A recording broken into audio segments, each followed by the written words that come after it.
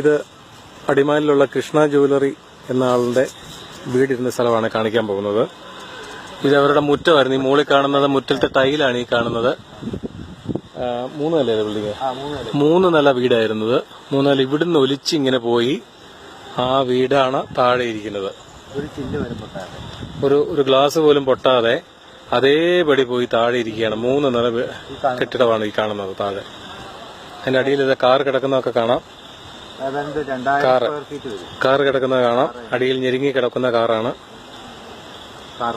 3 നില വീടാണിത്. ഇതിവിടുന്ന് മുകളിൽ നിന്ന് ഇങ്ങനെ താഴേക്ക് പതിച്ചു.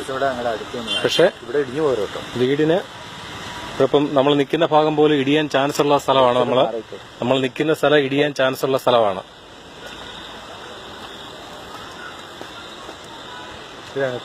ഇവിടുത്തെ മണ്ണ് 3 നില വീടായിരുന്നത്.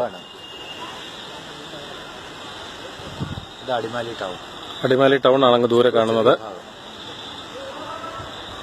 3 നില വീടായിരുന്നു. താഴേക്ക് പതിച്ചു. പക്ഷെ ഒരു ഗ്ലാസ് പോലും പൊട്ടിയിട്ടില്ല വീടിന്റെ സൈഡ്. അങ്ങനെ